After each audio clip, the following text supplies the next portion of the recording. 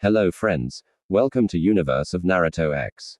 If you love Naruto what if stories and anime explanations, don't forget to subscribe to the channel. Now let's begin today's story. He was now at the rank of Junin and he was now 18 years of age, and as fate would have it he was the spitting image of the Yandai Hokage Urumaki. Don't call me that nah. Tsunade angrily retorted and flicked Naruto in the forehead, sending him back far enough that it made the point to stop calling her that. As I was saying, the Uzumaki clan is nearly extinct. You are the last. You will need to find yourself a girl or a few to ensure that the line continues. Now, I know what you're going to say. There is an old law that states that if a clan is about to die out, polygamy will be considered legal. Tsunade spoke with a sly smirk on her face, waiting for Naruto to overreact as usual. Naruto's eyes were wide with shock, his right eye twitched as his jaw hung open. But how I err, he stammered in a rare moment of being speechless. Now I will be nice and set you up on a date with my apprentice, Shazan. Or would you rather be on a date with Sakura? HB Rat, I know I'll arrange for you to have a date with both of them on different nights. Be gentlemen to them or I will send you flying like I do that pervert you train under. Tsunade cracked her knuckles to drive the point and smiled in a grandmotherly way when she saw him nod. Fortunately for Naruto, neither of said apprentices were there. He sighed softly, wondering how he got into this kind of mess. He never knew his clan was that important, seeing as the village treated him like filth. He scratched his cheek subconsciously. He wasn't sure how he was going to survive this. No sane man would want to have that many women in their life. You may leave now, nah. For now, your mission is to find some girls to help ensure the continuance of your clan. Was Tsunade said as she waved Naruto off. Once outside's office, Naruto once again rubbed his head. He was still trying to wrap his head around what just happened. Just as he was about to come to a conclusion, the worst person for this situation came up, patted him on the back. It was none other than Jiraiya, and he was smiling that leerous smile of his. Ha ha ha ha ha ha ha ha ha ha ha. And now my boy, you get to live out every man's fantasy. Take this opportunity and marry all the pretty girls you can, of course be sure to take a test drive first. He then gave his famous thumbs up, smiling broadly. Only you would think that you arrow, and Na said with a somewhat childish attitude for a moment as he crossed his arms over his chest, glaring at Jiraiya. Honestly, how perverted could the old man be in public? Nonetheless, oh come on Na W. Who's going to first? Don't tell me that pink-haired girl you've been crazy about for years. Or is it the Hyuga Aries? Ooh. I know. It's going to be that Yamanaka girl. I know you and her have been spending some time together. Jiraiya continued to harass his student while getting Lyra's thoughts in his head. Just as Jiraiya looked for Na, he noticed that something was missing. Na. Jiraiya could only smirk while thinking numerous Lyra's thoughts. Naruto walked through Konoha muttering about electric Aerosan. He had enough to worry about as it is. Just as if by good favor there was something to distract him and get him to focus on the present. Naruto, there you are, came a boisterous feminine voice as he was suddenly glumped. He looked back to see it was Ino. She was the only girl he knew of with the guts to glump a ninja. Why were you taking so long to come visit me, Naruto? She said, acting like the spoiled princess she is, going into a fake pout. Ba-chan was telling me something about how I have to restore my clan. So she says I have to marry numerous women and make sure my clan is revived. Na said, oblivious to who he was talking to. Ino just smiled darkly and tightened her arms around his neck. As that so was her response, her eye twitching in anger. There was no way she would be fond of sharing Na. It took her long enough to get him to start dating her in the first place. But then again, if she was somehow the favorite, it would be okay, too. Can't breath. Enoch. Na called out, short on breath from how tight Ino had her arms around his neck. Ino realized she was pretty much strangling Na. She loosened her arms and smiled in embarrassment. So, where are you taking me to dinner this time? And no, Ikyaku, you eat enough of that stuff as it is. Ino chimed whilst nagging him. Much to the dismay of Na and his wallet, he ended up going to a fancy restaurant with Ino since, for obvious reasons, he couldn't say no to her. It was fortunate for Na too that people stopped seeing the Kyuubi when they saw him. They now saw him as the son of the Yandai Hokage. And as someone who would one day become Hokage, it made Naruto's life easier. Even if he and Ino kept their relationship secret, it just made it easier for them. Especially since Naruto didn't want Sakura and Ino to start arguing like they were prone to. But for the moment, Naruto felt like his mission wasn't too important. He had the company of a lovely lady, even if she was as mouthy as he was. Oh, that's right, he was having dinner with her, and he was thinking about how his life had changed. Nay, Na, are you listening to me? Ino bellowed out as she hit Na over the head. No problem at all. Na just gave her his genuine smile, and that seemed to keep her from yelling at him anymore. Of course, it just means that his life was going to be getting more interesting from this point on. Of course, I am. You were saying something about how you want me to get my own house instead of living with Haku-chan and Zabuza-san.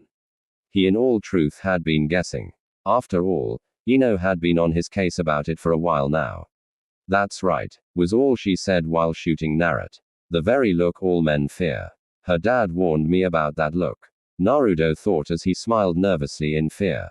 He ran his hand through his unruly spiky hair, afraid Ino would hurt him. Now, are you absolutely sure? You can't just marry me. She had a very scary look in her eyes. Yes, Ba-chan's orders. Honest, but even though I'm not keen on this, I will love you each equally, but you will receive a bit more love than the others. He held his hands up, afraid of being hit. Mostly a natural reflex from his former teammate, Sakura, hitting him so often. Hopefully, this would work to appease the ever-bossy girlfriend. Good. So, when are you going to ask me to marry you? Ino smiled, pleased that she made her point that she should get special attention. Na, on the other hand, sighed in relief. He just had to make sure Ino got to be his first wife if he knew what was good for him. The news didn't take long to circulate amongst the Kunoichi who knew Naruto well, and needless to say, it was enough to pique their interests, and they were trying to force their way into the Hoage's office to see if it was in fact true. Many of them thought that Naruto was completely off the market since they could see all the signs, considering he was often spending time with Ino. Enough. As if Tsunade, the Godam Hokage shouting wasn't enough, she slammed her fist on her desk, almost shoving it through the floor. This was more than enough to get the women to calm down. Yes, it is true. Na is being required to rebuild his clan, but that doesn't mean you swarm him like love-starved fangirls. Na is like the wind. You can't force him to anything, and you will not intimidate him via a certain cage. At this, a certain Suna Kunoichi muttered. Outside the office, Jiraiya was eavesdropping and rubbing his hands together, getting many ideas for his next novel. This was going to result in great novel more than likely. Oh yes, very great. A few hours had passed and Naruto had escorted Ino home. If it's one thing he learned from his makeshift family over the years as to be a gentleman. Tsunade after drilled it into his head since she knew Jiraiya would be the worst influence. They stood in front of Ino's home. Ino was practically glowing with happiness. It was a known fact she liked a guy she could control. Thank you for dinner, Naruto-kun. She smiled happily as she wrapped her arms around his neck. I should give you a reward. Just as Ino was about to kiss Na, just as their lips were about to touch, the door of her house swung open and Inoiki rushed out. Aha! I caught you two red-handed. I knew you were dating. Inoki shouted in a very protective manner as he pointed at Ino and Na. Ino's face was simply red with a mixture of anger and embarrassment. She couldn't believe her father and his overprotectiveness. Naruto Simple sighed softly when he saw Ino's eye twitch just before a vein popped out of her forehead. Ooh. Dad, you are such a moment killer. And we know you know because we saw you following us. Na could only pray for a miracle in this situation, watching his girlfriend argue with her father. Excuse me. He hoped he could get a word in edgewise this time. It never worked when Ino argued with Sakura. And in unison, Ino and Enonoi bellowed angrily, which caused Na shrink back a little. What is it? Naruto only sighed and took a breath. He then decided on a distraction tactic. He pointed to the roof of Ino's house and shouted loudly, "Aroan." And when the two looked to see, he grabbed Ino and led her off before Enonoi knew what happened. Wait a sec. I don't see Jiraiya-sama. Enoki turned only to notice Naruto and Ino were missing. His eye twitched as he only had a deadpan expression on his face. Naru, you better bring my daughter back this instant. Enonoi shook his fist, being ever the protective parent. Of course, nearby, a famous copy ninja looked up from his book for a moment, smiling under his mask, recognizing that is the sound of Na up to something. Naruto-kun, Why did you drag me off like that? Before Ino could complain anymore, she found herself being kissed by Na. She could only blush for the moment, not really expecting that to happen. Fortunately for Naruto, it shut her up for a moment. He then slipped a ring onto one of her fingers and gave her his famous grin. Not exactly the way I wanted to do this, but will you marry me? Na half expected her to say something over the top and act hyperactive. It surprised him to see her looking tear-eyed as she wrapped her arms around him, hugging him tightly. Of course, I will. Why wouldn't I? Someone needs to be at your side. Had given what Hokage-sama wants of you. Ino said with her special smirk. Her confidence is what Naruto loved about her, that in the fact she never hit him over the head for small stuff. Now, let's go inform my dad of the news before he gets any angrier. Ino then pulled Naruto off to her house. Once back at the front of Ino's house, Ino was smiling brightly. Guess what, Dad? Ino began. 5 minutes later, it could be sworn that everyone in the village heard Kunoichi yell in shock as he shouted one word only.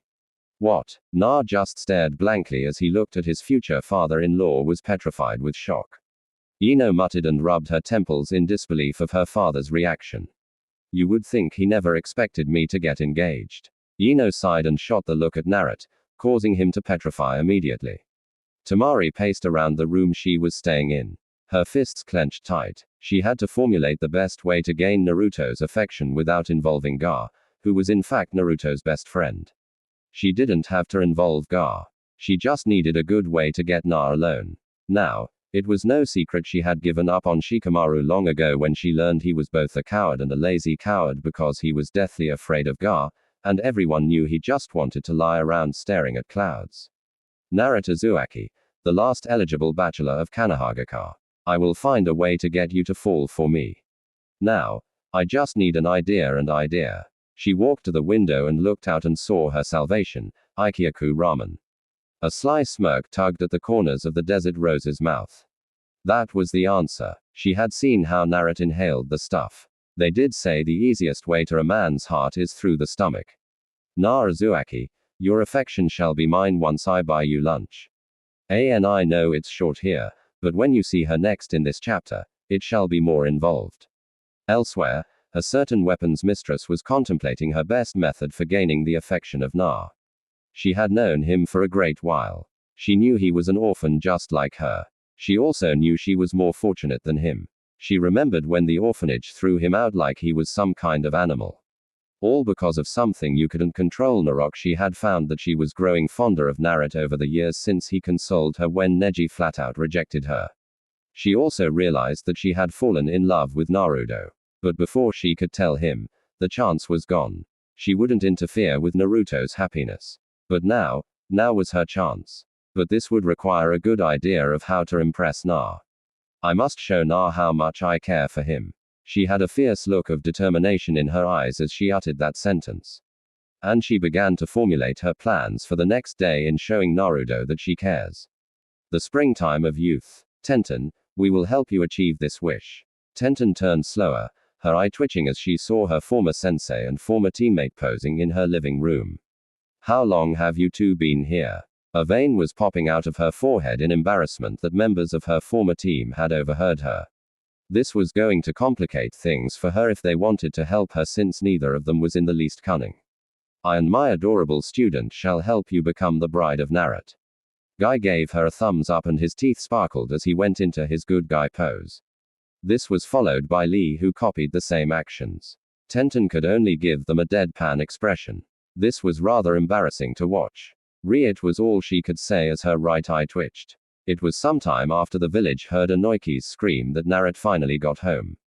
He walked through the door and saw the stern look of Zabuza fall upon him. He gulped slowly. He knew he was in for a lecture. Haku was nowhere to be seen. She was probably out at the moment.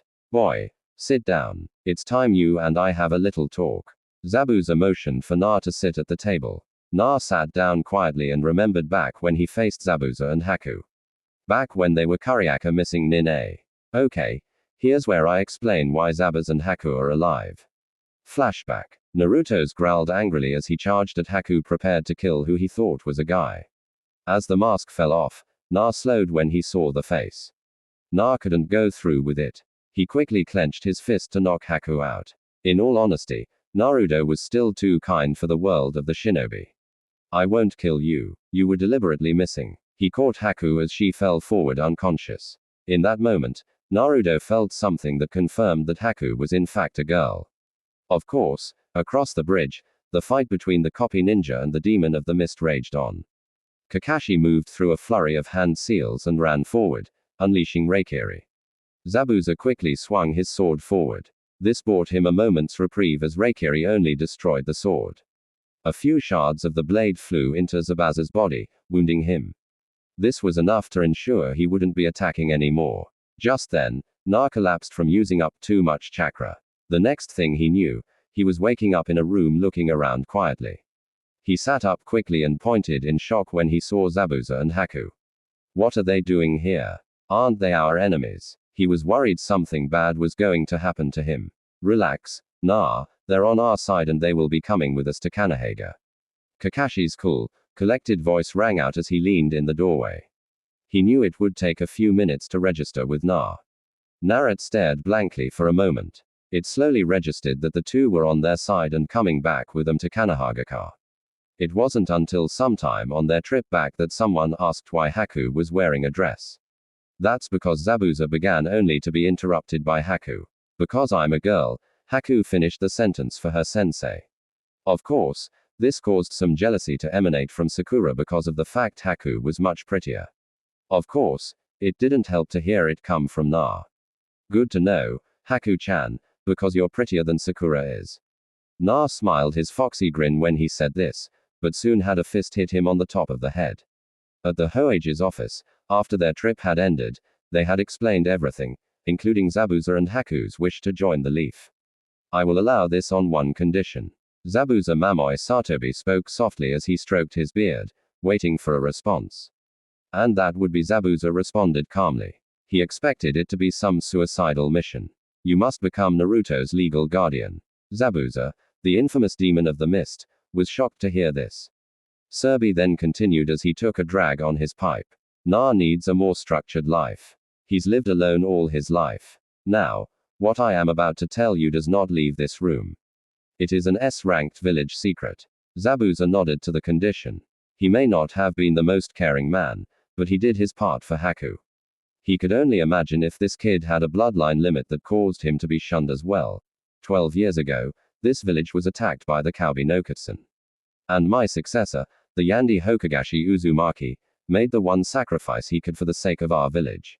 He sealed the Kaubi inside his newborn son. He had hoped that Naruto would be regarded as a hero, but the villagers only saw a demon. As you can imagine, he has had a hard life. The council overruled my wish to tell Naruto who his father is, so Naruto has no idea who his father is. Zabuza took a moment to absorb all the information and looked at Serbi calmly. I will be his guardian. I'm the demon of the mist. Yet, he is only called a demon because he has one sealed inside himself. I can see he will be a great ninja, but he needs to learn to control his emotions more. Serbi smiled. He was glad to hear this. It would help make Naruto the hero Arashi wanted him to be. End flashback. For 7 years, I have been your legal guardian, but now you're old enough to take care of yours. LF. But still, you are stiller at times. What I want to talk to you about is Haku. Zabuza began. Even after all these years, he still wore the mask over his face. What about her, Zabuza-san? Zabuza took a deep breath. He had grown to consider Haku like a daughter, and what he was about to say was really hard. I know about what the Hokage wishes of you, and I have seen how you and Haku have grown close over the years, and I had intimidated you into not starting a relationship with her. But if you break her heart, I will destroy you. At this, Naruto gulped. He had both respect and fear for Zabuza, and he would never intentionally hurt Haku. He just quickly nodded his head. He didn't want to make Zabuza angrier. I can tell Haku loves you very much, Naruto. So, you better consider her as one of your other wives because she deserves happiness, too. Naruto's eye twitched. This was getting really weird. When did I become Sasaki? He calmly thought to himself as he scratched his cheek for a moment. Don't worry, Zabuza-san. I will be sure to consider Haku-chan. At hearing this, Zabuza nodded. Okay, you can go to bed now. Remember, you hurt Haku and I will break you. Zabuza quickly looked at Naruto with killing intent to back up the threat. Na woke up the next morning. This of course was powering up form of Na. No matter how energetic he was, when he woke up, he was a bit on the grumpy side. He brushed his teeth and when he finished, he found a letter attached to a kanai. It's too early for death threats, he thought to himself as he read the note attached to it. He read the note quietly. He was hoping things would calm down soon. Dear Naruto, meet me at Ikyaku Ramen for lunch. If you don't show up, I will track you down and bring you there myself. Love the desert flower. Even I can figure this out. It's from Tamari. He rubbed his temples lightly. It was safe to say today would be another interesting day. After he finished brushing his teeth, he walked back to the breakfast table and yawned for a moment. He then saw a bowl of ramen in front of him. Hyping hot and then looked up and saw Haku smiling politely at him. Haku, unlike Ino, allowed him to eat ramen constantly. Not that it would kill him to eat something else, he just thought it would. This should perk you up. Na just muttered a thanks and began to eat quietly. He was pondering how he would survive this mission. He was certain that this enemy was beyond his means to defeat. Hell hath no fury like love-crazed Kunoichi. Why? Oh, why did I have to become the target of every love-starved Kunoichi? Na thought to himself as he ate. He also knew there was one girl in the village that wasn't a ninja, but was in love with him.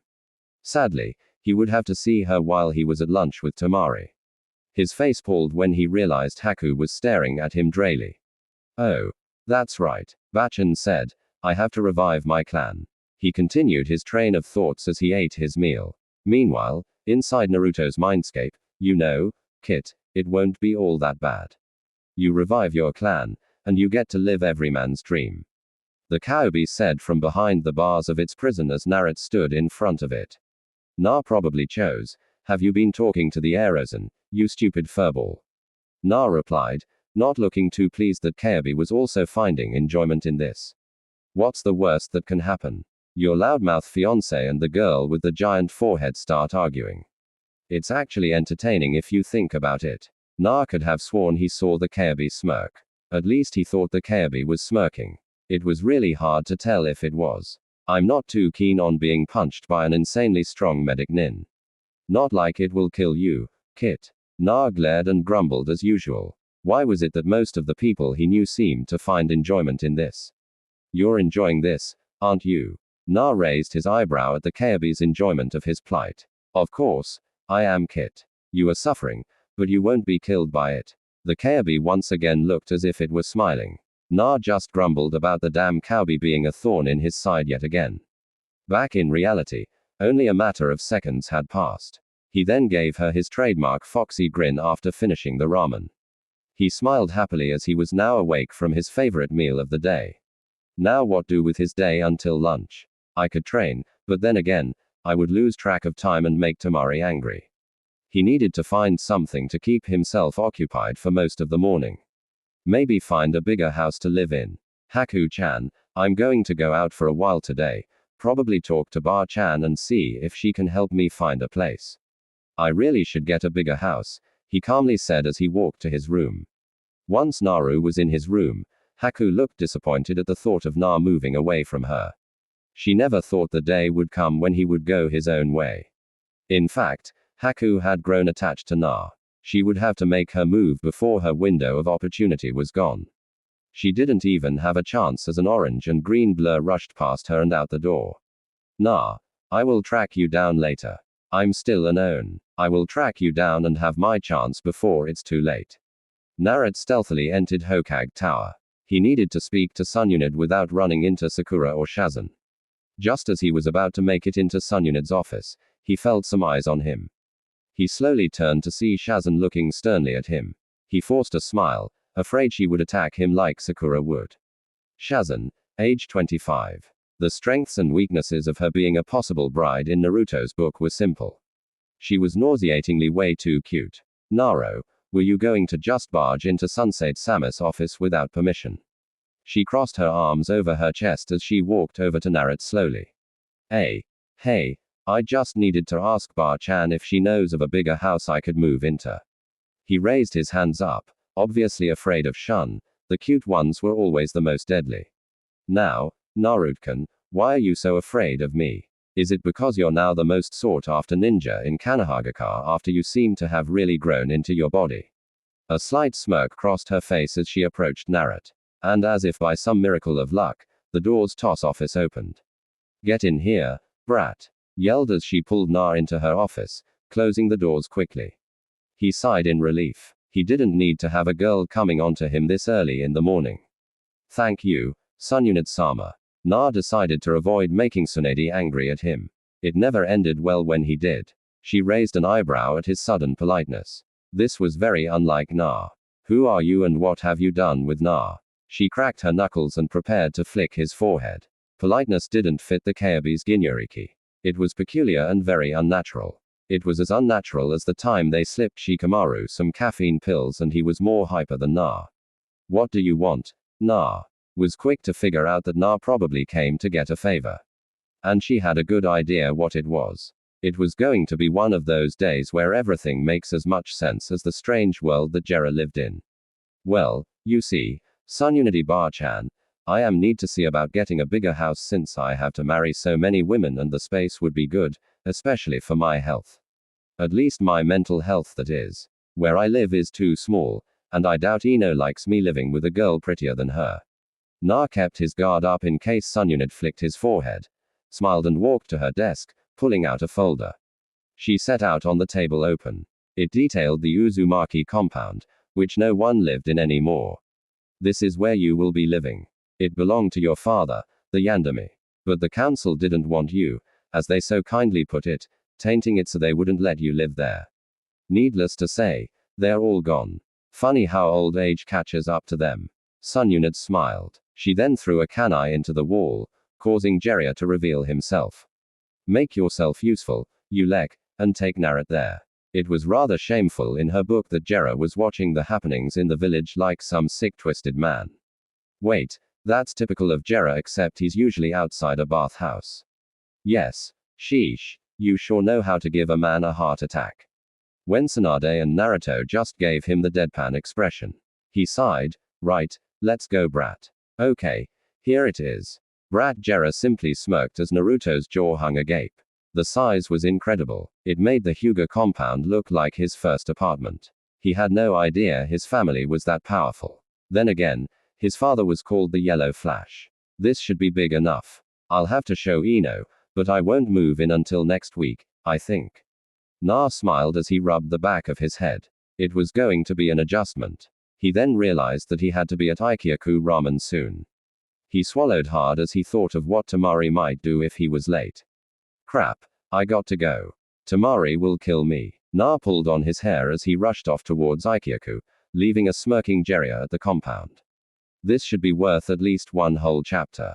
Jiraiya then disappeared in a blur, heading in the same direction to watch Naruto on a date with Sonage's most beautiful Kunoichi. Rejoice, here is what you've been waiting for. Naruto's date with Tamari with a garnish of Naru Yame. Enjoy. Na panted as he reached the ramen stand with only 5 minutes to spare. He hoped he was on time because Tamari wasn't someone that made idle threats. He caught his breath just in time. As Tamari walked alongside of him and latched onto his arm. Now it wasn't a shock to anyone that Tamari had it going on. But still, Naruto had to blush. And frankly, it wasn't like he could turn her down. Tamari was known to get what she wants. Hello, Naruto-kun. I see you got my message. Good. Otherwise, I would have had Gar convince you to go out with me. It was somewhat disturbing to the spiky-haired blonde at how sweetly Tamari made it sound. Order whatever you want, Naruto-kun. It's my treat. Are you sure, Tamari-chan? I mean, I can eat a lot. He then pointed to the stand which displayed a portrait of him that said, #1 customer below it. Tamari nodded softly and pulled Naruto to the stand and gave him a look that said, sit. He complied, not wanting her to hit him over the head with her fan. He didn't need a headache today, but he knew he might end up with one. Welcome, Naruto-kun. Ayami greeted them cheerfully, though she blushed slightly. This, of course, caused Tamari to wonder why Naruto ate ramen so often. Was it because he enjoyed the company of this girl? Hello Ayami-chan. Hello Tuki-san, Na chimed. He had gone a whole day without Ikyaku ramen. He felt like he was going cold turkey. What you have Na? Your usual two of everything. Tuki knew Na loved ramen, but frankly he had no idea where he put it all. Tuki then noticed his daughter was looking at Naruto like a lover-struck schoolgirl. He could only smile at this. No, I think I will eat light today. Naruto smiled brightly, then looked over at Temari. He then began to subconsciously go over what not to do when out on a date, especially when it's Gar's sister. So, I'll just have 4 bowls of miso pork ramen. He just kept his usual grin. He calls that eating light. I wonder what he calls a large meal. Temari raised her eyebrow delicately at Naruto's odd idea of a light meal. I'll just have 1 bowl of miso shrimp ramen. When the food was set before them, Naruto smiled. He had always loved ramen since he was a child. He smiled and picked up his chopsticks and smiled happily. Eat Akamatsu, he called out loudly as he broke the chopsticks apart and began to eat. Temari had followed suit. She was amazed to see Na eating with manners. When he eats like a civilized person, he's even more attractive. Temari thought to herself as a sly smile crossed her face. You know, Na, I never really thanked you for helping Gar come to his senses. Temari smiled sweetly as she looked at Na. I didn't do that much. Na just scratched his cheek quietly. He had become less over the years. It didn't hurt that Zabuza knocked him down a peg quite often. But he had to wonder, was his life going to be a living hell later on from all these strong women who were interested in him? Naruto is with Temari, too. He hasn't even been engaged to Ino for 24 hours yet. How troublesome, Shikamaru said as he walked by with his son, Shikotaro. Then again, it's what she always wanted. I was never energetic enough, and I was too afraid of her brother. Shikamaru was off in his own thoughts again. Man, what a drag. I would hate to see the children they have. And like that, he was on his way. That is before Temari hurt him for that comment about horrible children. Once they were done and Temari had paid for the meal, realizing that he ate light out of consideration for her. This must be the reason why all the girls were crazy about Na. She of course knew that Na still had a demon sealed inside of him, so he had a higher metabolism rate. Temari noticed Naro was starting to slink away and quickly grabbed his arm in a visal-like grip. Not so fast, Naruto Uzumaki. Our date isn't over just yet. She then drugged Na off. Needless to say, Naruto had a look of dismay on his face. And don't think of using that, but Gar will kill me.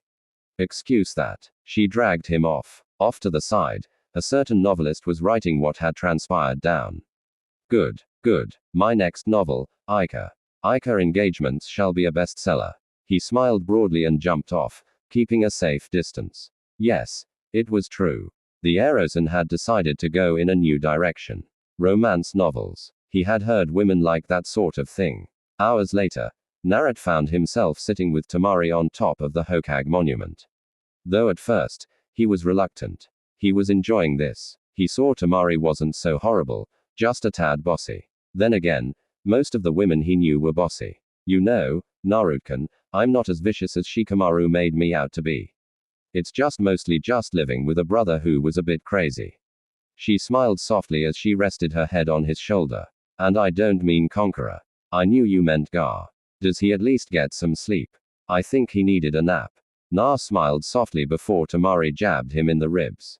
I'm kidding. You're a bad comedian. You better stick to being a ninja, she said with a deadpan look on her face. Perfect. Just have to wait till he's in love with me once again. The beauty of Suna smirked. You will have to take me out again. Narok, by the way, Gar is coming to the village soon. Temari smirked as all the blood left Naruto's face. It was an expected reaction. It's getting pretty late. Temari began as she looked at Na. She looked him dead in the eyes. Her they looked green eyes locking with his lapis lazuli-like eyes. She then leaned forward and kissed him softly on the lips. The knuckle-headed blonde didn't fight back any either. His face turned the most interesting shade of red, though. Humana Gar is going to kill me. He then got jabbed in the ribs again and just chuckled. He isn't going to kill you now. Escort me home, future Roku Hokage. She smirked as Na nodded. Na first stood to his feet and then helped her up, smiling the way he normally does. Much better. I prefer that grin on your face, fox boy. And with that, they walked off heading to where Temari was staying. After dropping Temari off at the apartment she was staying in, he walked home. He caught a glimpse of Rock Lee and Guy Sensei acting like they always do, like they were on an acid trip or needed to down the dosage on their psychiater. I see medications. Either way, it was very unusual yet normal behavior for them. Na walked through the door of his home. He had one hope that his day wasn't going to get any crazier. Sadly, no dice. He walked in to see Hiyashi and Hinata Hyuga in his living room.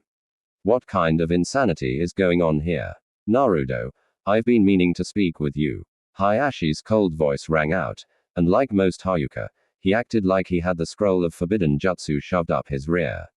Na mumbled and sat down across from the Hyugas. This was just going to be fun. Yes, what is it? Na said with an exhausted tone to his voice. He glanced at Hinata and noticed she was blushing as usual. She had become quite the catch over the years and amazingly she was still single. I have a proposition that will benefit your clan before the birth of you or Hinata. Even I and your father Arashi made an arrangement and that was for his firstborn son to wed my firstborn daughter. It should also serve to make the Uzumaki clan stronger. So in 2 weeks you shall wed Hinata. It was impossible to see if this was joke or if he was really serious. IIG to Mary Narudokan. The Hyuga Aries managed to stutter out before blushing bright red and fainting onto the floor. Hai twitched. This was quite embarrassing. She still does that. Ha? Na asked as he looked at an unconscious yet smiling happily Hinata. I'm afraid so. I hope she gets over it. We don't need to have that happen at the ceremony. Hayashi's eye was still twitching in disbelief. Should we wake her up so she knows she didn't just dream it? Na asked as he helped pick Hinata up off the floor. We probably should. Hai sighed and pulled out a bottle of smelling salts to bring his unusual daughter back to consciousness.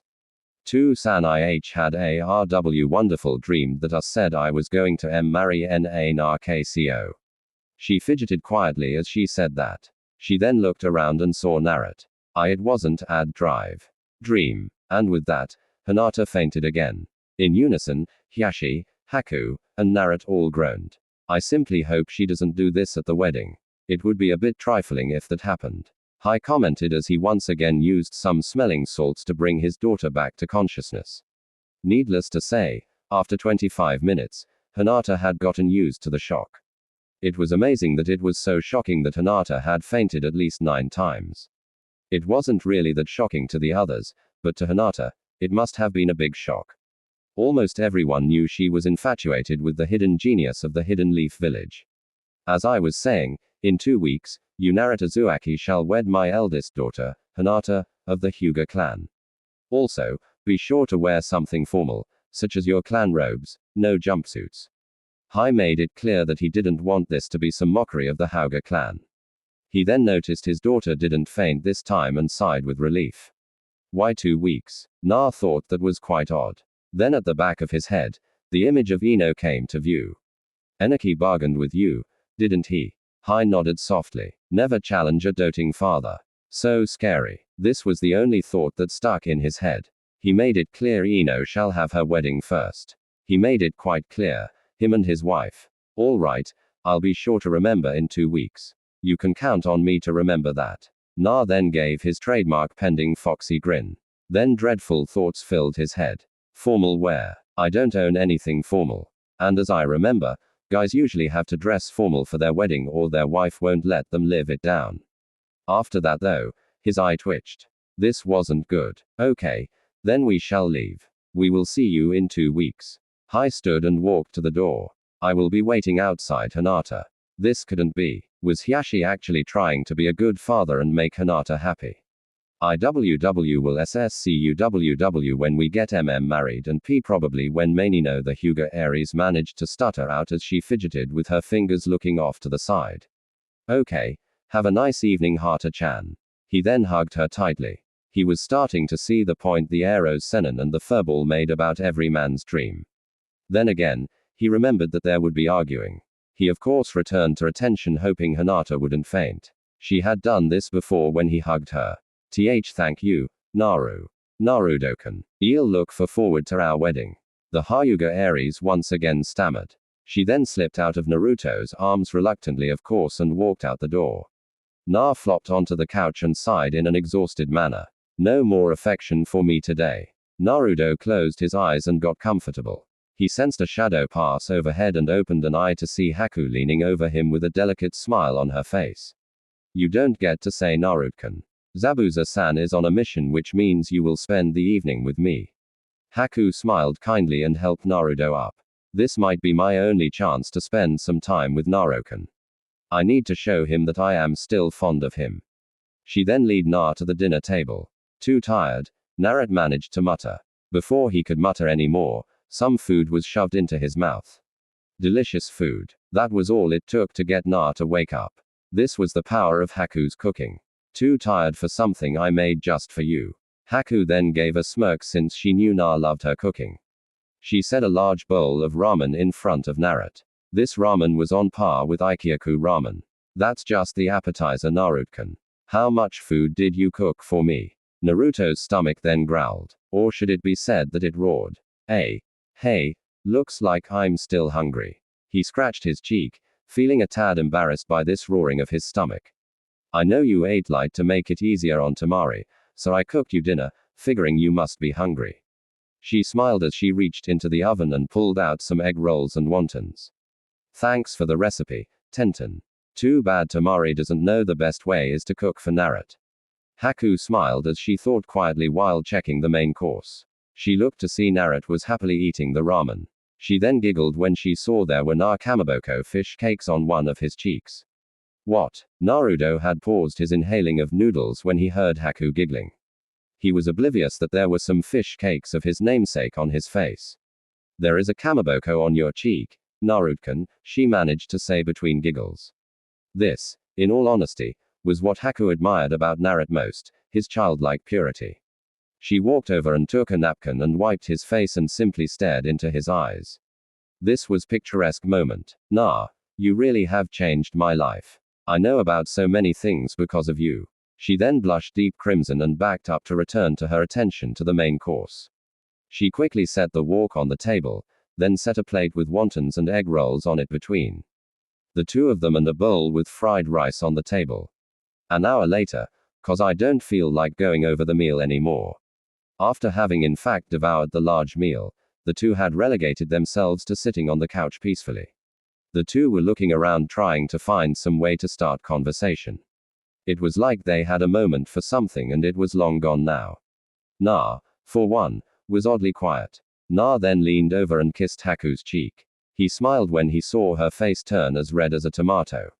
His smile then turned into a chuckle. You think that's funny, do you? Haku huffed as she jabbed Naruto with her elbow. The two had such trouble figuring out what to do since Zabuza was on a mission. It was a bit awkward without Zabuza being a strict authoritarian and not allowing the two to be alone. One would think that Zabuza took the mission to make it possible for the two to get closer. Someone had to break the silence. He grinned in his special way. He began to tickle Haku as he broke into laughter. No, stop. That isn't funny. Naruto-kun. Haku cried out between giggle fits as she was being tickled. She squirmed and writhed trying to get away. Yes, it is. And it's ending. The awkward silence between us was his reply as he continued to tickle Haku. He then suddenly stopped tickling her and looked at her. He took in her beautiful face and blushed softly. You're beautiful, Haku-chan, he called softly as he looked deeply into her eyes. Ariado, Naruto-kun, she blushed softly. She gazed affectionately up at Na and smiled happily. She then wrapped her arms around Naruto's neck. She was blushing a bright crimson. She had never thought this situation would happen. Na slowly leaned closer and kissed her softly. His right hand rested softly on her cheek. His eyes slowly drifted closed as he kissed her affectionately. His other hand ran through her long dark hair. Na slowly broke away from the kiss and simply blushed. His thoughts were on what had just happened. He had kissed Haku, a girl he had been extremely fond of for 7 years. Did Zabuza count on this to happen? No. It couldn't be that simple. Na stood to his feet and helped Haku to her feet. And as she got to her feet, she fell forward right into Naruto's chest. Haku simply blushed deep red as she rested her head against Naruto's chest. She had imagined a situation like this would happen someday, but not like this. Naruto-kun, I have a confession to make. Haku blushed deeply. She was about to make a bold leap forward. I'm in love with you. Her blush deepened after her admission. I love you too, Haku-chan. Na wrapped his arms around Haku slowly. He simply just held her close. It was a known fact that Na had a big heart. He was more than capable of having love for all these women that seemed to love him. Na sat down on the couch with Haku. After a few minutes, he had noticed Haku had fallen asleep. Sleep well, my snow angel. He spoke softly so as not to wake her and lightly placed a kiss on her forehead.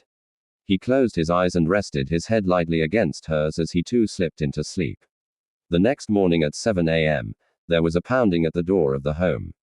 Na, of course, was a sound sleeper, so he didn't hear anything. Haku, on the other hand, did and woke from her serene slumber and walked to the door. She opened it up just to crack. She then opened the door when she saw it was Ino. Good morning, Ino. I trust you are here to see Na. Since my parents are planning the wedding, we need to get Naruto some formal clothes and get invitations sent out. So, we need to get started today.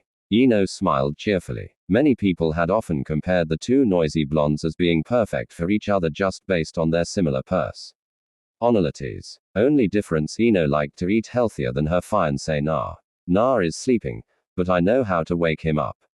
Haku smiled sweetly as she went to the kitchen and heated up the broth for her ramen from the night before. She then returned with a bowl of ramen and waited as Naruto slowly woke up. Figures he would wake up from the smell of that stuff. Ino had an exasperated look on her face as she watched Naruto wake up and begin eating the bowl of ramen. Once he was done, Ino took the bowl, handed it over to Haku, and dragged Na out of the apartment by the collar of his jumpsuit. Naruto quickly used Kage Bunshin no Jutsu to create one clone which ran over and kissed Haku on the cheek and hugged her tightly. Once Haku smiled happily, it disappeared into a puff of smoke. He was more than thankful that he learned that technique since it was going to come in handy from the point on. 5 minutes later at the Yamanaka's. Okay, Naruto, you wait here with my dad while we pick out flowers for floral arrangements. Ino then disappeared into the back with her mother, leaving Naruto and Kunoichi alone. The two men just blinked since it seemed pretty pointless. Then why did you make us come here? Both men shouted out in unison since it was rather weird. Hey Na, I know you're good with Kage Bunshin no Jutsu. Kunoichi began as he looked at his future son-in-law. And Naruto replied as he looked at Kunoichi with caution since he knew they would end up getting in trouble if Ino or her mother found out what they were up to. Could you create a few clones and get us some food and coffee? It's 7 in the morning. We need breakfast. Kunoichi wasn't joking either as he and Naruto both yawned loudly. Na could only grin before creating 3 clones which then stealthily ran out the door. Within 15 minutes, the clones returned with some cappuccinos and some pastries. You're going to have your hands full with Ino. She's just like a princess, Naruto. But I gather you know that already. I am. She doesn't let me take her to Ichiraku ever. She says that Ayami-chan is too pretty for her to trust to be around me. Naruto simply sweat dropped when he finished that sentence. It begins. Kunoichi quipped, knowing all the signs from years of marriage. He knew all the signs and could give this boy some pointers. You do know whenever a woman says that to reassure her that she's beautiful, right? Yet given your upcoming situation, you will have to find ways to reassure each one that they are beautiful in individual ways. Na nodded his head in agreement. You could say that Ino was what they call the hot chick beautiful, while Ayami was the girl next door beautiful. I do know that, but I swear if one more person tells me I'm living every man's dream, I'm going to hurt them. Let me guess, Jiraiya-sama told you that. Kunoichi's eyes rolled at the thought. Then he figured it was typical thinking of the perverted sunning. It was the typical thinking of the man who writes Ika Ika Paradise. Of course, Kunoichi's wife doesn't know that he reads that book. So, how long do you think it's going to take them to pick out flowers and choose arrangements? Na asked nonchalantly as he looked around, making sure he had an idea of flowers and bouquets to use if he made a wife angry. They actually have a I'm sorry I confused your birthday with a different wife's bouquet. Naruto smirked some knowing he might need that a few times. 3 hours later. Okay. Sorry it took so long. We get all the flowers picked out and just the right arrangements planned. Now we go find a place to have a wedding, get Na something formal because I am not going to marry you while you wear an O-range jumpsuit, and then find caterers for the reception. No. Ikyaku na Ino and her mother then dragged Na and Enonoi out of shop, making sure the door was locked as they left to find a place for the wedding to be held. 3 o'clock in the afternoon. Sama were here because you knew Naruto's father and may know a thing or two about the Uzumaki clan, and we can't find Jiri-sama. Ino started as she kept a tight hold on Naruto's arm. It had been a trying day. They finally found a place to have the wedding. They were now on the task of finding Na something formal to wear. Well, Arashi's clan robes might not fit Na, so you will probably need to find someone to replicate them. Now, let's see. Pulled out a kanai and threw it at the wall, causing Jiraiya to reveal himself. How do you keep finding me, you old hag? Jiraiya shook his fist in anger, mostly since the kanai hit the wall uncomfortable close to his groin. Let go and make yourself useful and make Naruto some formal clothes with his clan seal on the back. Call me an old hag again and I will aim higher next time. Sunyunid prepared another kanai as she watched Jiraiya cautiously. Fine, fine. Sheesh. Come on, brat. Jiraiya shouted as he dragged Naruto out of the office. This left Ino alone with Sunyunid, Shazan, and Sakura. Ino pig, you know I will make sure Naruto can marries me too. Sakura didn't miss a beat at trying to stir up trouble with her rival. I didn't know my fiancé liked girls with giant foreheads. Ino retorted as she stood to her feet and the two eternal rivals glared at each other. Their animosity for one another seemed to materialize as if while they were glaring it seemed as if lightning struck. I saw him first. Piggy Sakura responded as she cracked her knuckles. The two were about to throw down right there and right now. While you are fighting, I'm going to go see Naruto. Shazan calmly and cheerfully said as she walked past the two. She had a sly smirk across her face as she was headed for the door. Oh. No you don't. The two grabbed hold of Shun's shoulders and dragged her back. Twitched as the three girls began to bicker right in front of her. She growled angrily and slammed her fist down on her desk much harder than before. This sent the desk flying down to the floor below. The desk landed on top of Guy's head and split in half. Amazing. Guy-sensei, your head is so well trained that nothing can harm you if it hits you on the head. I must also train to have as hard of a head as you. Rock Lee was quick to say as he looked at Guy with admiration. This is my kek. Genka Lee head of iron. Guy then went into his good guy pose, his teeth sparkling as he posed. Is that so, Guy? I thought it was just that your skull is really thick. Besides, you don't have a keek Genka. Kakashi quipped as he looked up from his book. This caused Guy's eye to twitch. Why must you be so hip, Kakashi? Guy thought as he became quite frazzled from Kakashi's sarcasm. The four women upstairs could only twitch in shock that Guy's head was so thick that nothing could hurt him if it hit him on the head. It was just so odd and unusual. After the shock was over, the three women were about to start arguing. Don't start again, Sunyunid warned them as she cracked her knuckles. There were veins appearing in her forehead. Stop fighting over Na. Honestly, don't you girls think Na is well capable of loving all of you? He is, after all, someone that wants to be Hokage. And the Hokage must show care for the entire village as if they were his or her family. The three women nodded, never having seen the angry side of Sunyunid. She regarded Naruto as a son, maybe even a grandson. That is if she wanted to admit she was in fact old. And she wasn't about to admit that. She felt like she was in her 30s. And thanks to a genjutsu, she looked it. Now sit down and we can get to the subject at hand, planning the wedding. Elsewhere, Na stood in the local tailor shop. Jiraiya had managed to put Na into a replica of his own clothing. Na simply had a few blood veins popping out of his forehead. He was definitely not amused by this. Are you out of your mind? Ausen. Ino will kill me. Na shouted loudly right into Jiraiya's ear, his eye twitching. Jiraiya stood and glared at Na. I'm doing you a favor. You should have clothes like this. It causes people to misjudge you. Jiraiya quickly replied as he continued to glare at his student. I'm getting married. I'm not performing kabuki. Fine, fine. Sheesh. Still take this as a present. You are after all my best student, well living, and one day you too shall have a student. Hopefully, just as annoying as you were, you know, I think I aged 50 years because of you. Jiraiya complained with his arms crossed over his chest. An hour later, this is much better. It's comfortable. Won't make Ino shout at me. And on top of that, it's orange and black. Naruto was pleased with the new clan robe, or in the case of what he would be using it for formal wear. There it is, the spitting image of Arashi except for the whisker marks. But what do you expect? My number one student is getting married. I'm just so proud of you, and you're marrying one heck of a beauty.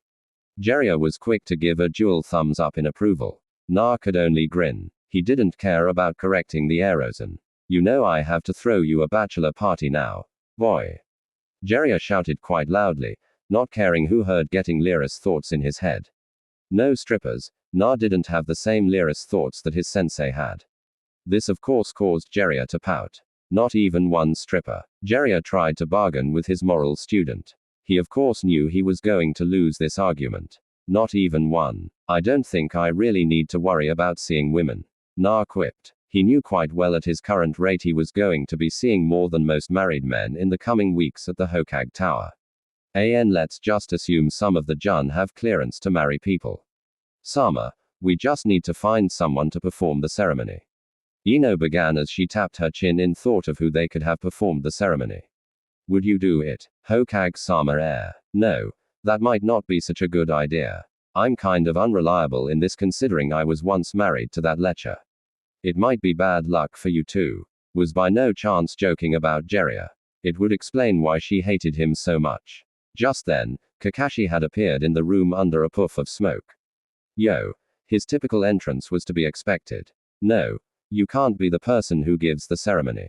You're always late, Sokka equipped quickly. She may not have been exactly the best friend of Ino, especially when a guy was involved. Kakashi walked out of the office in defeat. Next to walk in was Guy. Next was quickly yelled, and Guy walked right out while sulking. We may have to have Jiraiya be the head of ceremonies. Shazan calmly commented at hearing this. Sununid of course paused, thinking about the ceremony that Lek would give.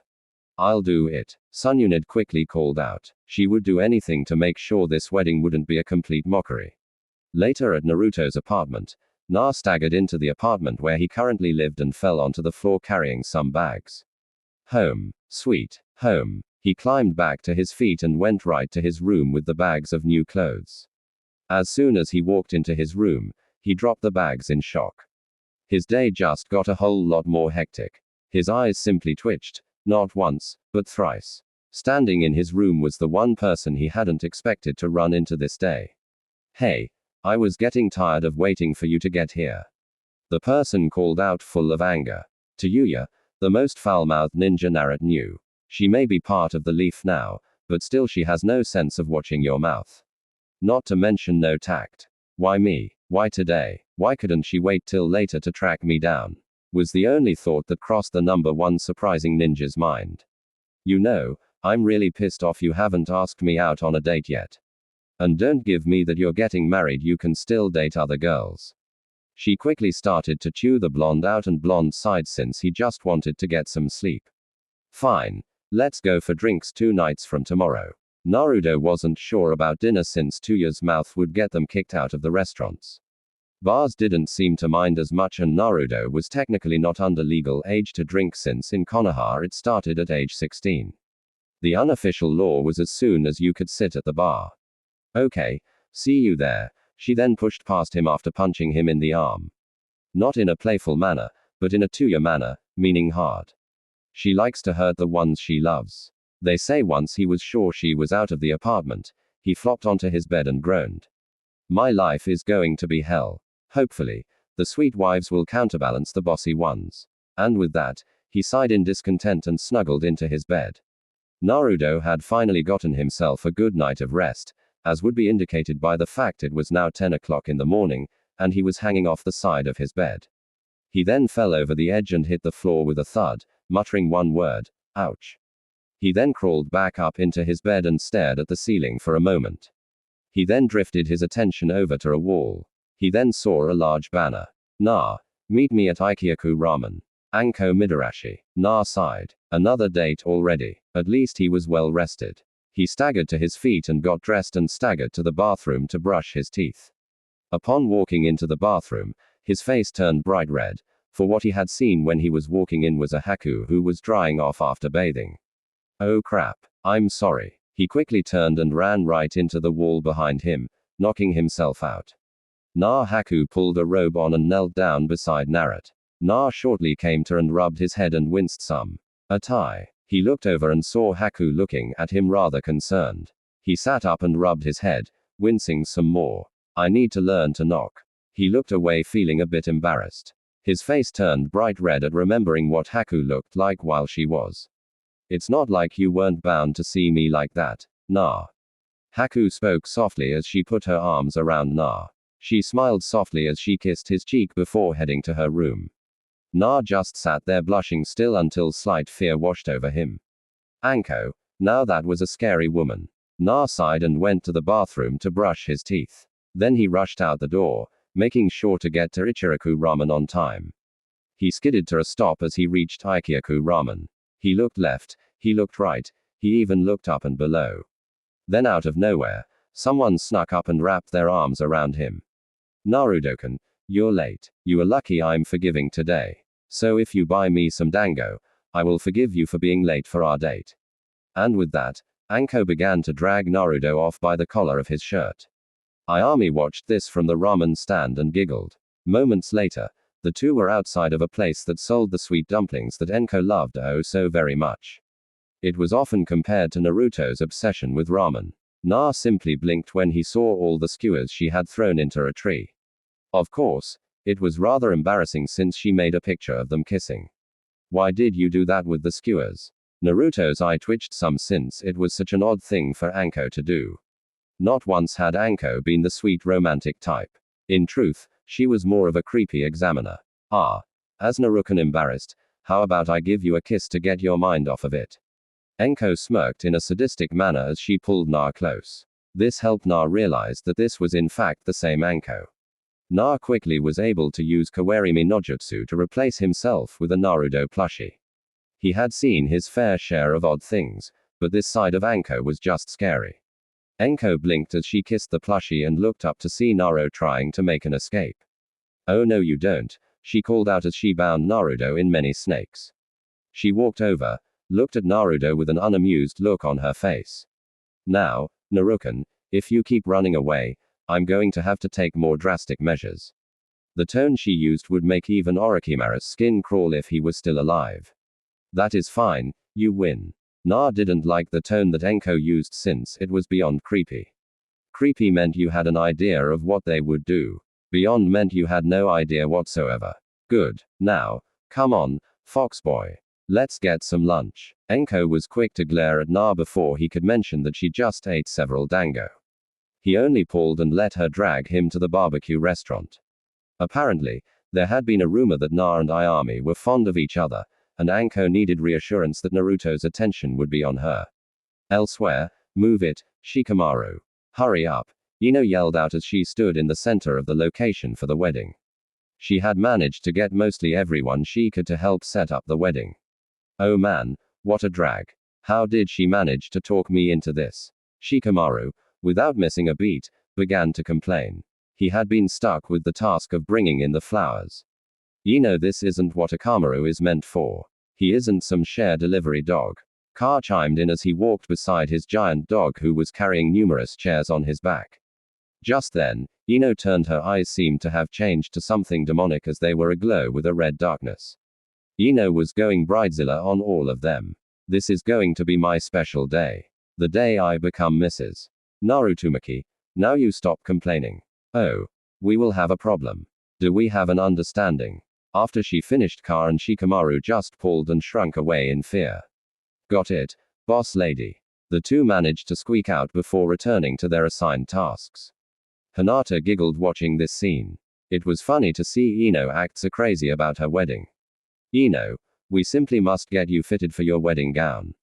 Suddenly came a surprising voice to everyone. It was Sai. Oddly enough, no one ever expected him to be so well gay. Naruto did, but that was only because Sai had made comments about Naruto's way too much for normal comfort levels. Ooh. Hinata-chan, we should totally get started on adjustments of your mother's wedding gown while we're at it. And when Ino, Hinata, and Sai, the best dressmaker in Konoha, had left, the decoration crew sighed just before shuddering at the creepiness of Sai. Remember, if Ino isn't happy, no one is happy. So, Let's finish this setting up. Oh man, what a drag. I don't get how she convinced my wife that I should help. Shikamaru quickly complained as he left to bring some more flowers in. Back on Naruto's date, Naruto was growing more comfortable with this newcomer Anko. It was still strange. It was like Choji eating a salad. Strange. And Na had seen Choji eat a salad before. You've sure grown up, Narukan.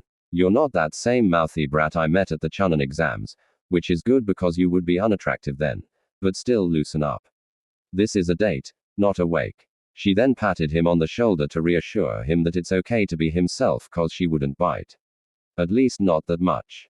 Enko was a special kind of lady. Or as Jeria put it, she's a special kind of girl. The kind you don't bring home to mama. She's a super freak. Super freak. Super freaky. Of course, Naruto had that song stuck in his head for a week after. Okay, Anko-chan. Na was slightly nervous. Of course, one would have to be considering how unusual Enko was. Of course, they weren't so different because Naruto wasn't exactly normal. Good. Now eat up. You must be hungry, Enko said with a cheerful look on her face. Na began to eat. He was, after all, quite hungry after having not eaten yet that day. After they had eaten and paid for their meal, the two were talking down the streets. Naruto was, of course, telling stories that portrayed him in a heroic light. These stories of course earned the fox boy a smile from the examiner. Oh. Stop Narukan. You're telling me Jiraiya-sama screamed like a little girl when girls found out he was peeping on them. Enko couldn't suppress her giggles when she thought about Jiraiya screaming in such a manner. It's true. Na grinned in that special way, which must be genetic because his father smiled in the same exact way. Naruto put his arm around Enko's shoulder, feeling more comfortable around her now that he realized she wasn't going to kidnap him and torture him. Enko blushed bright red when she felt him put an arm around her. She was one of the many who had seen him change from a loud-mouthed idiot into being one of the best ninja in the village. And like many of the women, she was smitten with him. It had been noticed by many that Anko had become a completely different woman since Orochimaru had died. Still, she was the same scary lady who used snake jutsu, thrown skewers from her dango into trees to make a picture, and overall someone who was extremely hostile when provoked. At Ikyaku an yes, time for more guy insanity. Hello, Chuki. May I say you look most youthful today, and your daughter has the flames of youth burning in her as well. Though it looks like her face is a strange shade of red, Guy stated boldly as he struck the good guy pose yet again. That's because my daughter is lovesick, Tuki replied as worked on making sure the broth for ramen was just right. As that's sir, who is she smitten with? Guy's teeth suddenly gleamed with light shining brightly. Who else? Our number one customer.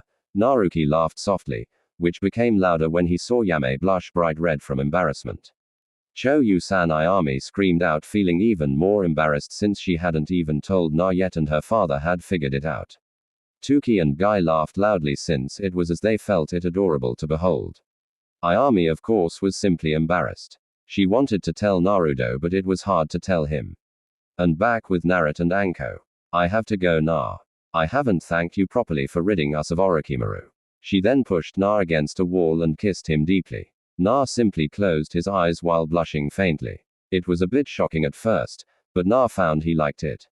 Na had pulled her close, returning the kiss. After a few minutes, Anko broke the kiss and blushed. Well, have to go on another date, Narukan.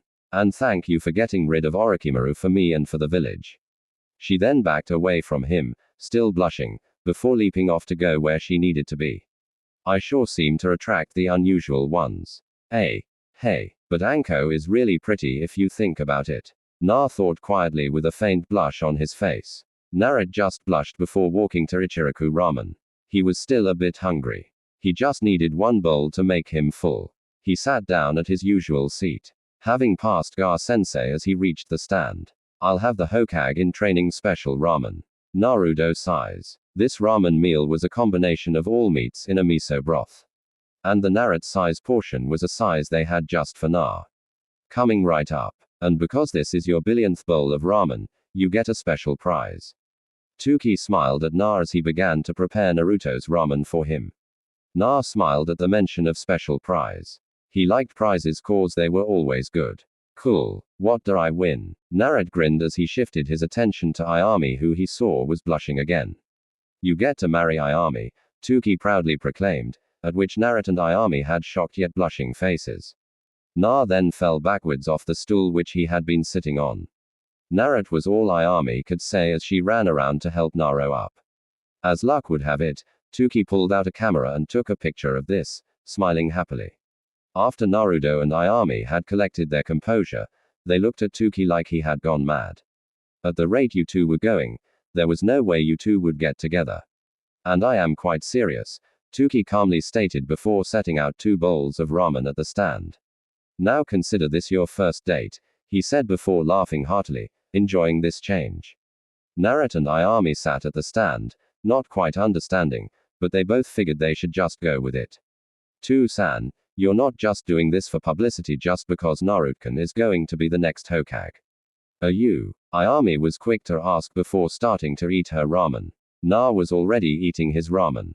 It was delicious beyond compare in his mind, though it would be a far cry from the truth if he sigh. He only ate here because of the food. Anyone could tell he came to see Ayami. Just Na and Ayami were a bit slow to tell each other how they felt. Heck, it's the reason why Ino tried to keep Na away. Of course, Ino thought every girl was prettier than she was. No, of course not. I'm doing this because you two are cute together. And don't you dare think I haven't noticed. He chuckled in a fatherly manner as he watched Ayami and Naruto on the date. It was probably the happiest he had seen Ayami if you didn't count her reaction when Naruto came back 3 years ago. Meanwhile, at the Hokage Tower, I see. So, the Rackage sent you here as per the arrangement for peace. You will meet Naruto tomorrow and the wedding ceremony shall take place in about 3 weeks. Sunyunad was calm and relaxed. The things she had to do just to maintain peace between Kumo and Konoha. She couldn't believe who the Rackage had sent for the political marriage. She had heard Jarius reports on this one. Yugo ni another container of a demon. Sunyunad knew that Yugito was just like Naruto. Why is that Hokage-sama? Shouldn't the political marriage take precedence? Yugito was quick to ask, feeling she was being delayed by some plot. True, but Naruto has 2 weddings already, one to Eni no Yamanaka, another to the Hyuga Aries. So, had we known you would be arriving today, we would have arranged for such. Tsunade was being as honest as she could. She knew that the Rackage had sent this girl here to assassinate Naruto. Send a demon to kill a demon, but neither were demons, just containers. Fine, where will I be staying then? The female container asked with the most calmness she could muster. This Ambu squad will take you to your temporary housing. Sunyunad motioned as 10 Ambu ninja entered the room and quickly left with the Cloud Ninja. Sunyunad knew that Na would be able to handle Yugo. Na would probably reason with her and get her to see the light like he had in the past. The kid wasn't likely to die until he becomes Hokage. And even after that, it wasn't likely he would die then. And back with Na. Naruto had finished his meal of ramen and was now telling her another of his stories that couldn't have possibly happened, except maybe in a parallel world where nothing makes much sense. Of course, it was all quite true because the story was about Jiraiya being beaten to a pulp by some girls at a hot ring. And that's when Erosen screams like a little girl. After Na said this, Ayami giggled. Of course, Jiraiya was standing behind them and there were tears running down his face. Naruto, I thought we had an agreement. You weren't supposed to tell anyone about that. I thought we were friends, huh? Jiraiya was a bit irritated that his student was telling that story to almost every girlfriend he had now. No, Erosen. The agreement was I wouldn't tell anyone that you still love. Na was cut off by Jiraiya clamping a hand down over Naruto's mouth. Jiraiya was nervously laughing because he didn't want that to slip out ever. Now I don't think anyone needs to be hearing that. Mostly because it's private. Jiraiya's eye twitched heavily. This wasn't something he wanted anyone to know, especially the person he was reportedly accused of being in love with. Still, nah, you really shouldn't intentionally embarrass Jiraiya. Ayami managed to say before giggling again. Jiraiya sighed and stopped covering Naruto's mouth. He wouldn't be able to live that one down ever. So say I accidentally let it out then it's okay. Na asked sheepishly. Jiraiya's eye twitched. He didn't like the sound of that. He liked living without embarrassment. Why do I suddenly feel like there is impending doom? He craned his head around to see behind something with pink hair, green eyes, a red dress, and cracking its knuckles. Sakura Haruno's apprentice and little to Naruto's knowledge someone he was supposed to be on a date with tonight. Nah, you are supposed to be on a date with me right now, not with the girl who feeds you ramen.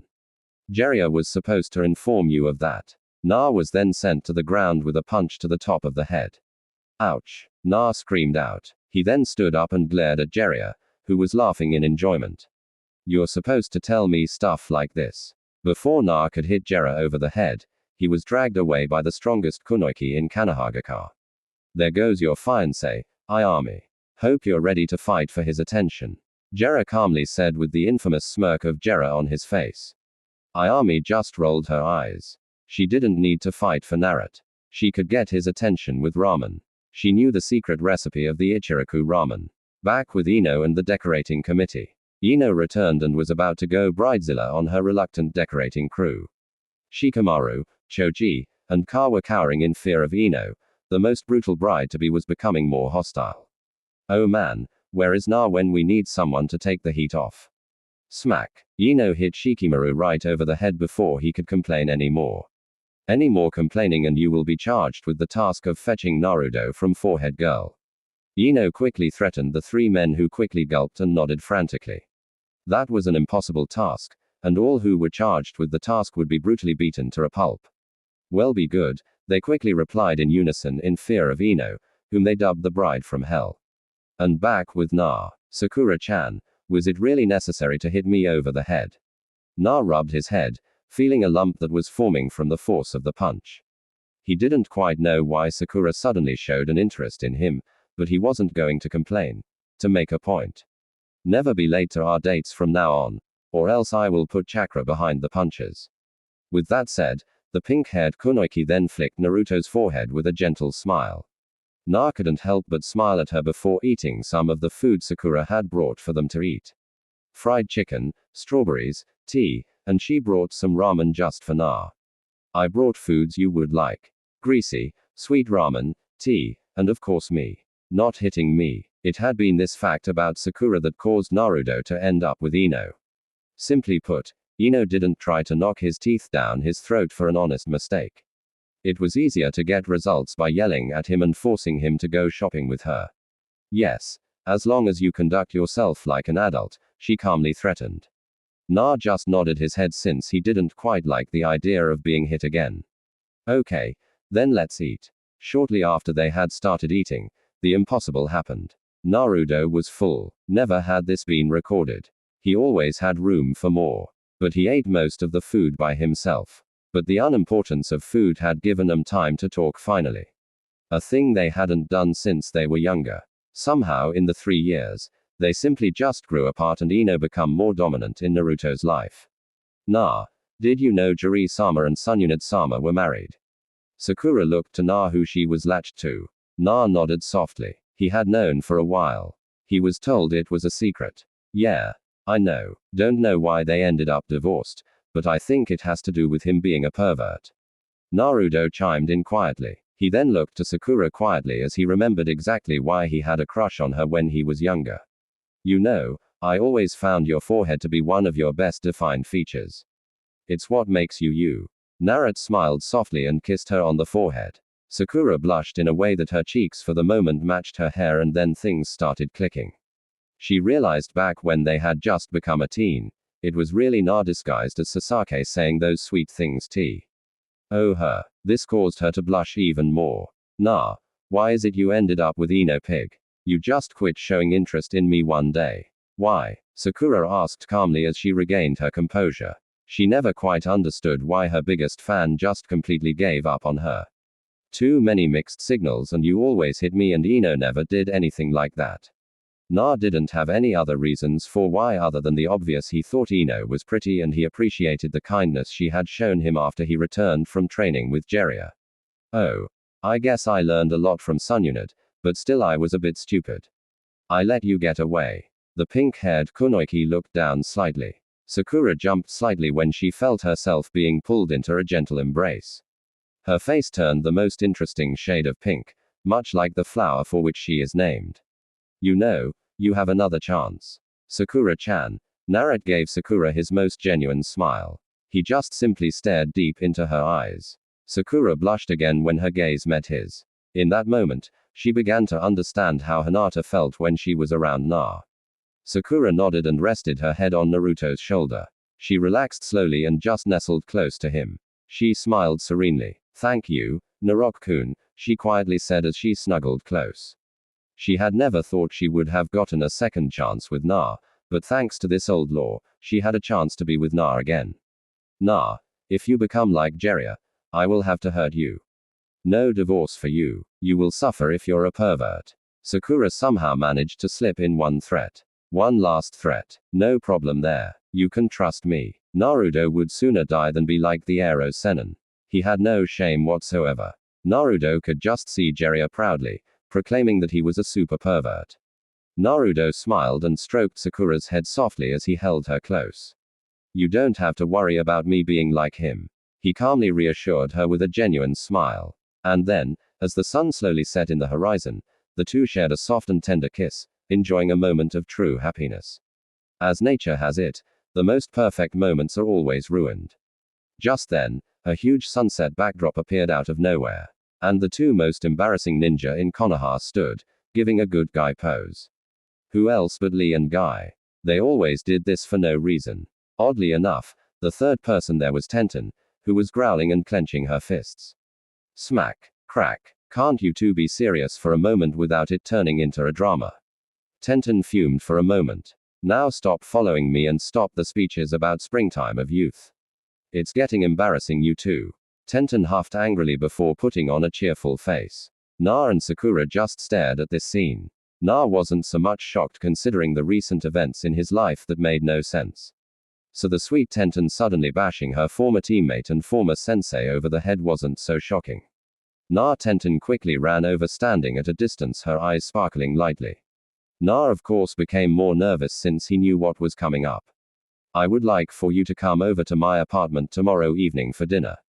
There it was. Naruto eyed Sakura cautiously, afraid that another cat fight would erupt. "Tenten, couldn't you wait until my date with Naruto-kun was over?" Numerous veins popped out of Sakura's forehead. Na quickly nodded to answer Tenten's question, and that's when it happened.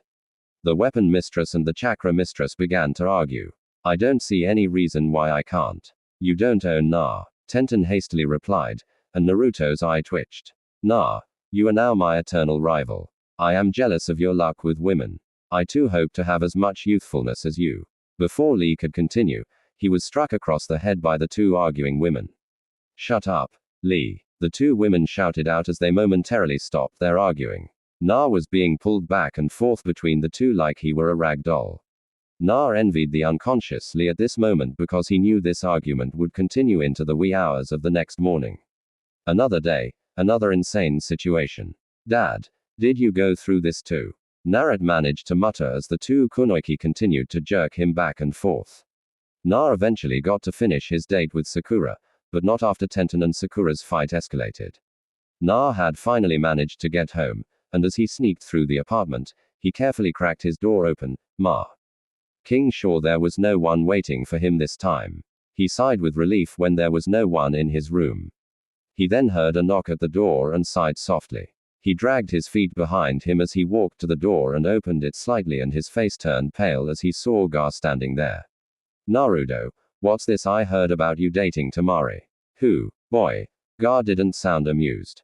He sounded as amused as Kakashi when someone took Ika Paradise.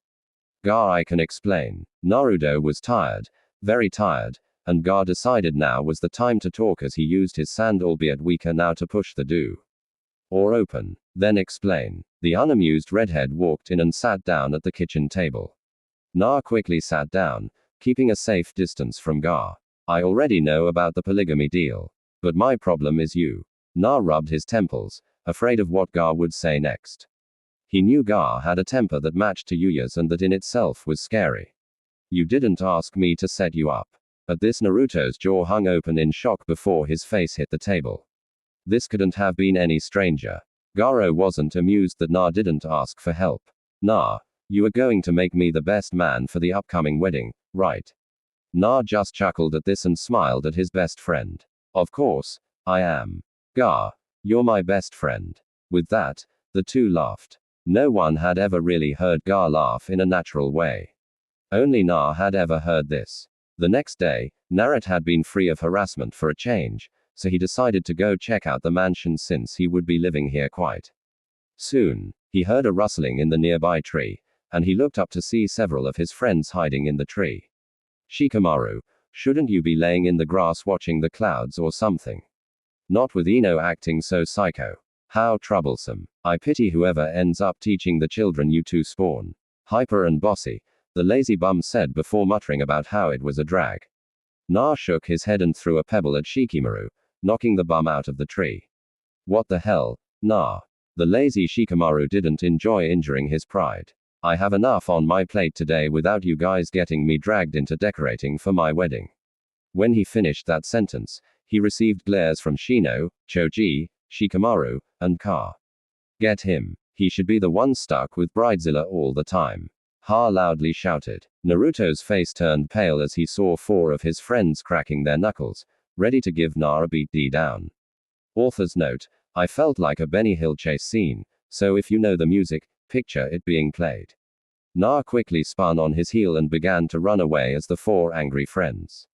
He skittered as he rounded a corner and continued onward trying to get away from them. Fortunately, alley was too wide for Akamaru and Ka to run down. So, they ran around to the other side of the alley and blocked it off. Naruto skidded to a stop and looked left and right as Ka came from one side, Shino, Shikamaru, and Choji from the other. He quickly ran up the side of one of the buildings just in the nick of time. As the 4 pursuers crashed right into each other, the 4 quickly followed him up to the rooftops and began to chase after him again. And as they passed a billboard, Naruto pulled away a cloak that he used to hide with as they chased his clone and laughed in a cheeky manner. The 4 turned and saw Na and began to chase him again. Na then jumped down into the street and began running faster, weaving between people trying to get away. He couldn't avoid crashing into a hugging Lee and Guy. And after the 4 pursuers passed the knockdown Lee and Guy, they too joined in the chase.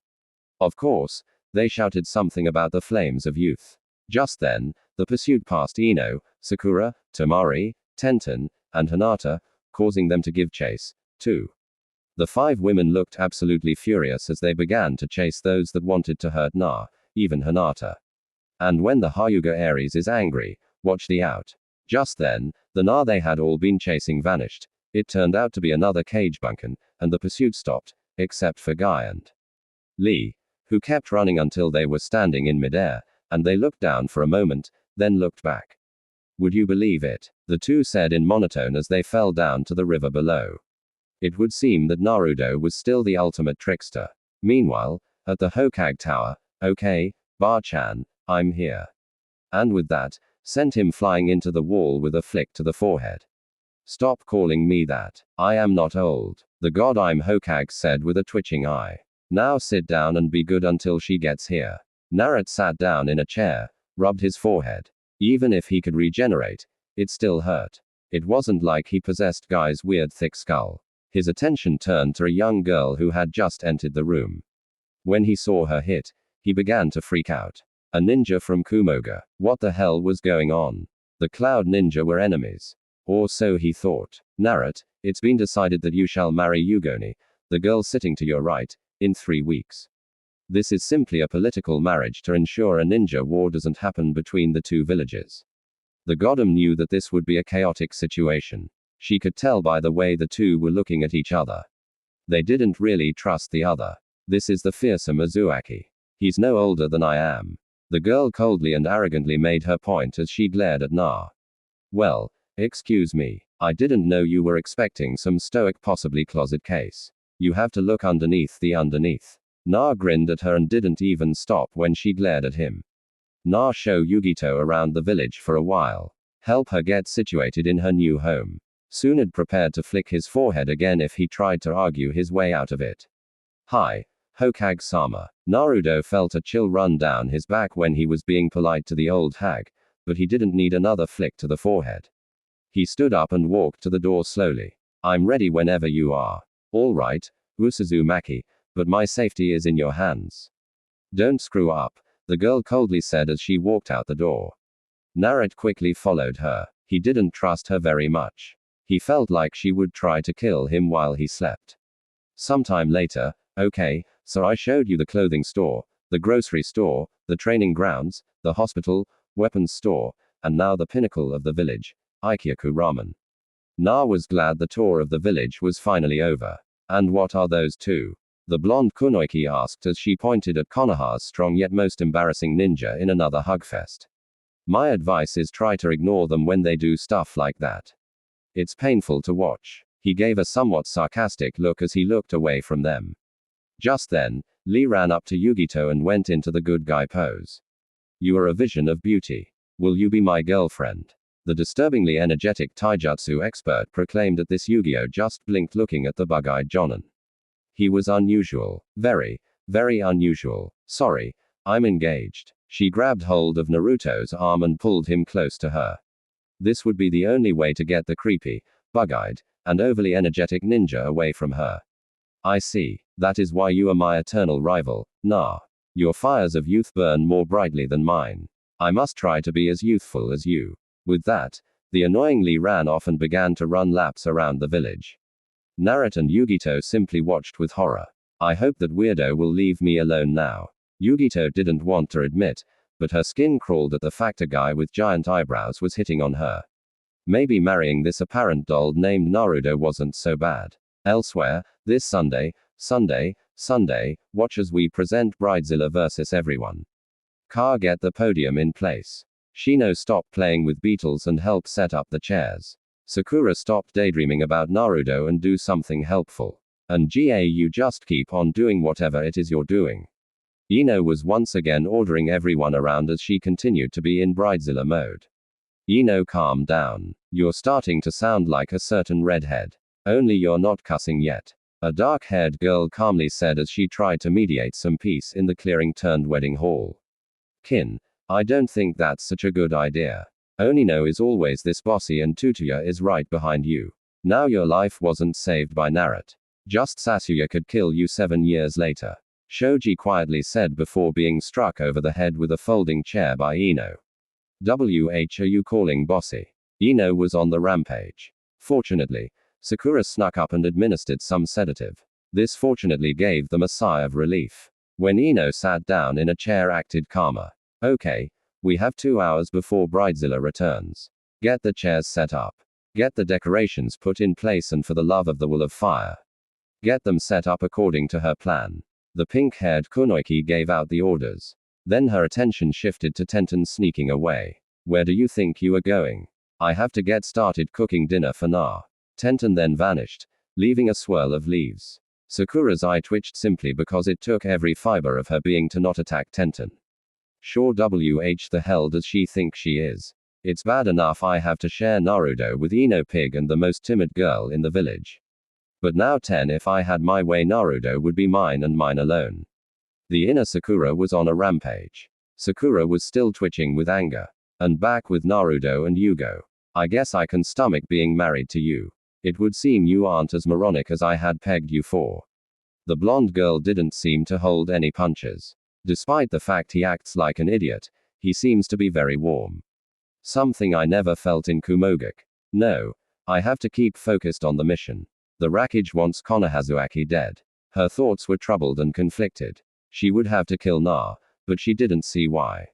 From all she could see, he was just a warm, compassionate man. Well, he practices polygamy. That's a bit weird. But other than that, he's a nice guy. She would have to worry about the complications later. She could simply not go through with it. She was, after all, outside the Rackage's sphere of influence. I better show you home, Yugo. I have to be somewhere in a little bit. He froze in place when she glared at him. The very fact that he had a prior engagement seemed to make the Nibby's container exude immense jealousy. I will see you tomorrow though, so please don't be too angry. Okay then, Na, you better keep your word because I will find you and hold you to that promise. She smirked as he walked her to her accommodations. She didn't know why, but he seemed to respond well to threats, but that's because she didn't know about the other women in his life. Once they reached her apartment, she walked in and slammed the door in his face. Have a nice day, Yugo. He scratched his head in shock of what she just did. He thought she was warming up to him, but yesish, that was harsh. He then decided to get ready for his dinner date with Tenten while he could. Hours later at Tenten's house, Na knocked at the door. He had a bouquet of flowers. He was ever the gentleman, especially when around Tenten, who was one of his closest friends. When the door opened, he was visibly drooling. Not from the smell of good cooking. No, it was because Tenten was the vision of beauty. Who would have known that if she let her hair down and wore a Chung Sam Chinese dress, she would be beyond beautiful? Narrate hello. Tenten waved a hand in front of Naruto's face. She never knew this would happen. Hey, sorry about that, Tension. He smiled a tad embarrassed of his drooling. Not that there was anything to be ashamed of. It just made him look a tad perverted. But given the fact that Tenten was a beauty under normal circumstances, Naruto just never saw her well dressed up. And there it happened. He began to stammer much like the lovely Hyuga Aries. Woo look versus be very lovely Tension. He blushed and handed her the bouquet of flowers. Tenten giggled and took the bouquet of flowers from Na. In all her years, she had never seen him so shy. Hell, no one had ever seen him this nervous or quiet without food or Ino around. It was for the most part funny. She then took his hand and led him into her apartment. She made him sit down on the couch and smiled sweetly at him. Sit there. I have to finish cooking supper. Na nodded while still blushing. He wondered if he had this kind of effect on Hinata since she was prone to stuttering and blushing when he was around. He found that Tenten was having that effect on him. It was amazing. He had never seen Tenten in that light ever. But now she was a vision of beauty. Na realized the one thing that made him think. Her name was Tenten, and his birthday is October 10th. If he was like Ne once was, he would think it was destiny. Just then, Naruto's eyes were covered. He leaned his head back and smiled softly. I wonder who was covering my eyes. He rubbed his chin and smiled happily. He knew it could only be the beautiful Tenten. Could it be the beautiful girl who invited me to dinner? Tenten giggled as she moved around to the front while keeping Naruto's eyes covered. She then sat on his lap and smiled sweetly as she uncovered his eyes. The food was ready, but she wouldn't pass up this chance to spend some much-needed time with Na. She wouldn't get another chance like this. She leaned in slowly and planted a soft, affectionate kiss on his lips. Dinner is ready, but I want to spend time with you. She smiled sweetly as she nuzzled her face into the blonde's neck. She seemed to be enjoying this moment for all it's worth. She looked deep into his eyes and smiled. She saw something that she could never see in the Hyuga prodigy's kindness. This was exactly what attracted her to Na in the first place. Let's have dinner then. We can return to this. Tenten smiled as she got off of Naruto's lap and helped him to his feet. She then led him to the table. There was quite the meal in front of them. All Chinese dishes, which was no surprise since Tenten seemed to enjoy the Chinese culture. And the two of them began to eat. The meal was quite loved by the blonde as Tenten had expected. The two of them were now sitting on the couch. Naruto's arm was around her shoulder, and Tenten was practically glowing with happiness. She then moved so she was straddling his lap. Her eyes were looking deep into his as she leaned close and kissed him deeply. Na ran his fingers through her hair as he returned the kiss. His face turned red when Tenten started to kiss his neck. Tension, we better stop before we go too far. He was cut off when Tenten put a finger to his lips. I won't hear any of that, Naruto Uzumaki. She grabbed his hand and led him to her room. Now, this would not be the first time the Kyuubi container had done something intimate with a girl. In fact, Naruto's first time was with his fiancée, Wanino Yamanaka. It was a few months back, but that's a special SS class secret that no one needs to hear about, especially her father. I want for you to make love to me tonight. Naruto-kun, I love you, and I know that if I didn't dance around the subject, I would have been your girlfriend sooner. So, please do this for me. I want you to be my first. Needless to say, that night there was a fair amount of racket coming from Tenten's apartment. Of course, the good news was Tenten's apartment was soundproofed, so not much of the noise escaped. This hopefully wouldn't come around to bite him on the hopefully. The next day, at some point, Na and Tenten had spent a good part of the night making love. Tenten was sleeping soundly and with a smile on her face that put his to shame. It was safe to say that Na did a good job. He was also sound asleep, meaning for the first time, he might have become exhausted. All he knew was he enjoyed it, And he didn't know some of the things they did were even possible. Wake up, Naruto-kun. It's already noon. The brunette cooed softly as she tried to wake Naruto up. She quickly gave up though and just snuggled close. It was too comfortable to bother not being like this. She then closed her eyes and just continued to rest with her lover feeling complete when she was him. It was futile to even bother getting out of bed. But then paradise was lost when Guy and Lee made a dynamic entrance into her room. Guy-sensei Tenten has done something most unthful. Lee cried out in shock to find his teammate and friend sharing the same bed. Don't look, Lee. Tenten has done something she should have waited until she was married to do. Guy quickly commented before the two hugged and began to cry. This was enough to wake Naro up. His eyes had gone Kalu. No, wait, he was just tired. Get out of this room now. Oh, I will hit you with food and reason. Na quickly threatened as he sat upwards. This of course caused Lee and Guy to leave Tenten's apartment in fear. Na muttered about idiots in spandex and snuggled close to Tenten wanting to get some rest. The next day, Na, having fully rested up, left Tenten's apartment early at the crack of noon. He hadn't expected that to tire him that much, but it had. He was hoping he wouldn't run into Yugo, though. He promised to spend yesterday with her, but considering the situation, it couldn't be helped. Then it happened. She grabbed him by the collar of his coat and dragged him away. You owe me a date, Na. Yes, Yugo, dear. He sighed as she dragged him off. Another day, another impossibly crazy situation. Speaking of which, he had promised to Yuya he would meet her for drinks tonight.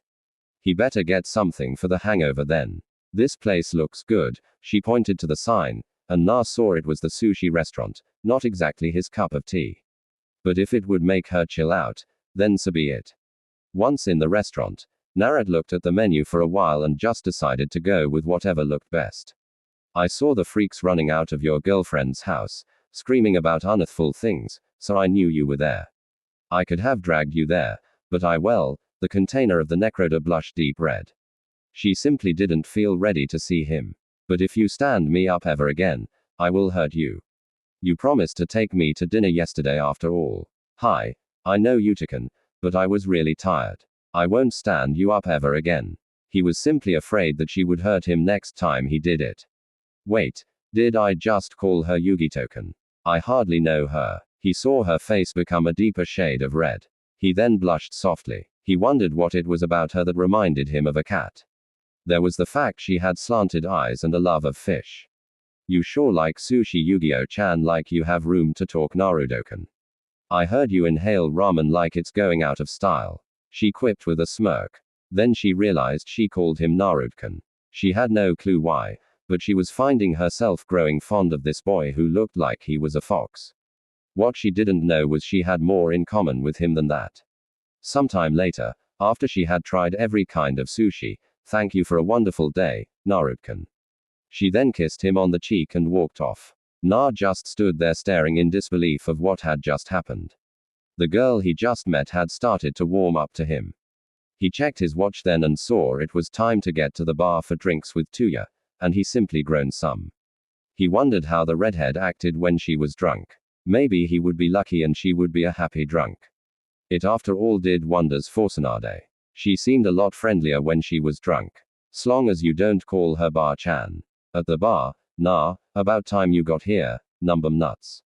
That wasn't as bad as the usual insults she used. He saw the empty bottle of something on the bar and could only guess. He sat down next to her and asked for a bottle of tequila. Don't ask, I just like tequila. To whatever Narad cheerfully said and downed some of the strong alcohol and he coughed slightly. Man, that burns. I knew I could corrupt Yashana or later. Tuya's language was slurred slightly due to her inebriated state. Several rounds and toasts later, the duo slinkered out of the bar hanging off of each other. Na was less intoxicated than the redhead. Tuya giggled like a schoolgirl as she looked at Na. Can ya keep a secret? I guess I can try. What a secret. Na stumbled some as he walked to Yuya home. He was starting to feel the alcohol though slightly his metabolism worked a bit faster. I'm in love with a guy named Na, but when eyes around Shimeush end up gushing at I am in Scarum, she smiled in her drunken street. 8. She then looked at Na and realized it was him and giggled again. UPG he to Yuya's apartment the next morning. Needless to say, they finally reached her apartment. But the two were so drunk they threw all sense of restraint to the wind and ended up having that night. But now it was morning and nothing like that reaction to knowing you did that with someone you didn't expect. The neighbors sure knew what was going on since the girl pretty much advertised it. Where am I? Na muttered quietly as he looked around the room. He then saw a female figure lying on top of him. He blushed yet became ghostly pale at the same time. Not exactly how he wanted that evening to go. He had no plans of waking up in bed with Tuya the next morning. He just hoped he didn't do anything stupid. The redhead looked up and saw Na under her and she turned red, both in anger and embarrassment. She looked around for her flute to hit him over the head, but she couldn't find it. Just then she shouted 3 words and 3 words alone. What the? These of course were punctuated with 1 word said in unison. Ouch. The hangover was there and it would seem even hangovers affected Jinchurikis. Naruto sighed and held his head. This was going to be a very strange day since tomorrow he was getting married. Hopefully nothing bad would stick with him today cause this was a bad situation for him. Very bad. No one wanted to wake up next to Tuya after a night of heavy drinking. Why did I suggest drinks? Man, I screwed up big this time. And Kaobi, if you say it, I will have the Eros Senin apply the 5 elements seal. Na sat up slowly, almost fell out of bed, but decided to lie back down. Why did he suddenly have to have such good luck with women? So guys, what do you think about this Naruto story? Tell me your opinion in the comments. And if you want more Naruto what if stories, make sure to subscribe to Universe of Naruto. Thanks for watching.